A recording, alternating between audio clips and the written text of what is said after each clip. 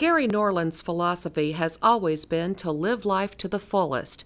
He's enjoyed participating in sports, taking on adventure, and especially being surrounded by family. I was so happy to be alive to see him again. Yeah. Yeah. Because there was a point I didn't know if I was going to get to see him anymore. The man Gary is today is very different from the one he was 20 years ago. At that time, Gary's strength and heroics were legendary, like the time he went scuba diving with 2 friends in the rapids of the Snake River and was able to single-handedly haul up a 100-pound anvil from a sunken steamboat. His family thought he was invincible, that he could do anything. Nothing had ever even left a mark on him before. So life was looking really good. We were pretty excited. Everything was going good. But in an instant, his life and the lives of his family changed forever. After having worked as an equipment operator, lineman, foreman, and superintendent, Gary had started work at a local mill that produced its own electricity. One day, after storms had gone through, there were power outages that needed to be investigated. We came in, we set up, but we needed power to run our test equipment. So we had to move. So we moved to the end of the power line and started the project over. Unfortunately, we did not review our plan. The conversation that we had, though, was about what was going on that day. What's going on this weekend, because this is Friday, and my daughter had her first high school dance that night. It was homecoming, things like that.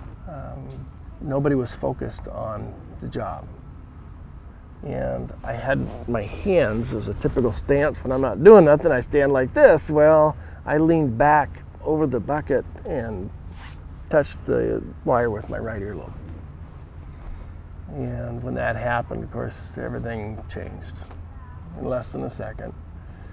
And I collapsed, and when I collapsed, I fell backwards and hit it a second time with the back of my head. And I had 15 exits. 12,500 volts of electricity surged through Gary's body. His brother Corey was working with the mill's shop crew when one of the guys who took trouble calls came looking for him. He came into the shop and got a hold of me and told me there was an accident. Gary's wife Jeannie got the news from a coworker in her office. Thinking it must be minor, she started to clean off her desk before leaving. And pretty soon she comes back in. It wasn't very long. Pretty soon she comes back in and she says, "Jeannie, aren't you going over there?" And I could tell then that it was, you know, you just get this instinctive thing. It's like, yeah, this is maybe a little bigger than, so I should go. I should not worry about what it looks like on Monday. I should go now. So I did. No, it's bad. You don't ever want to have to go through it. Ever. They were pretty sure I was dead. I mean, that's why everybody was called and had to come to the hospital to see me before they shipped me out. Get here quick, because you're probably never going to see him again. But Gary survived. 3 weeks later, doctors laid out the reality of what had happened and what was ahead. It ended up burning 37%. And we spent, from that point, 4 months in a hospital and years in recovery. Gary and his family have lost count of the number of surgeries, but they know it totals more than 50. Our life changed. We didn't do swim team after the accident anymore. He couldn't camp in the parks. I was an avid snow skier, water skier. I've never been able to do that with my kids since. So it impacts everything and everybody. What you do every day, and you got to look at it.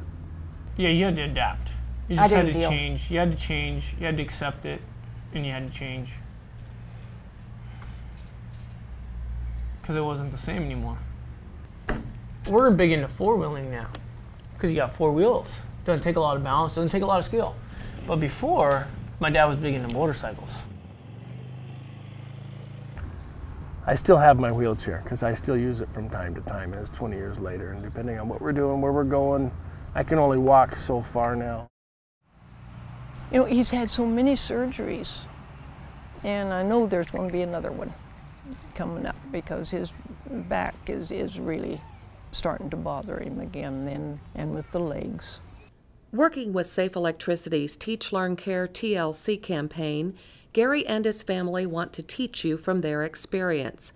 They urge you to learn how to stay safe when working near or around overhead power lines, and to care enough to share this important safety information with others. Be that person and think about what it would be like, or it will never impact you. If you can't take the time to think what it would be like to have to go through something like that, you're not going to make a change in your own life that'll keep you from being that person. Safe Electricity reminds everyone to take note of overhead electric wires when working outside. Look up and around you. Always be aware of the location of power lines, particularly when using long tools like ladders, pool skimmers, and pruning poles. Stay alert when working on or around your roof, installing or cleaning gutters, installing rooftop antennas and satellite dishes, or doing repair work. Never climb trees near power lines. Also, never trim trees near power lines. Leave that to the professionals. Be especially careful when working near power lines attached to your house. Never get this close to power lines. Keep equipment and yourself at least 10 feet away. It's staying focused on what you're doing, being aware of where you're at and what the situation that you're in. Impatience is a big thing. A lot of us, me for one, a very impatient person when it came to work. Let's get the job done. Let's go, guys. It was always about getting the job done rather than putting safety as the focus. Gary now shares his message of safety in personal appearances and is working with Safe Electricity to spread that message even farther. In my presentations, I talk about the fact that it's a ripple effect.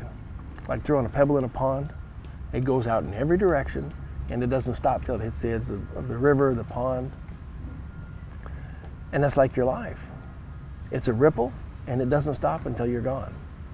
It just keeps impacting people forever. Everything you do is going to impact others for the rest of your life. So if you get injured, it's an impact that's going to affect everybody. It alters everybody's world around you. You know, it makes it that much harder.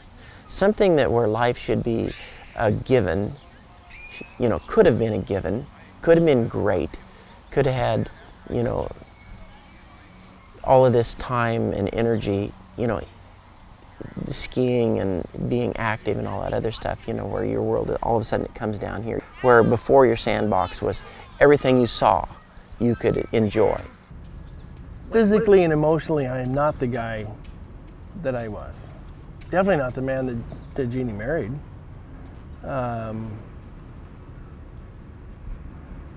Physically, obviously, I mean, things have all changed, and the things that I used to do, I can't do now. You know, life's precious, and you're given a short time on this earth. What are you going to do with it? Give TLC to those you care about. Learn from what Gary is teaching, and share those life-saving lessons with others.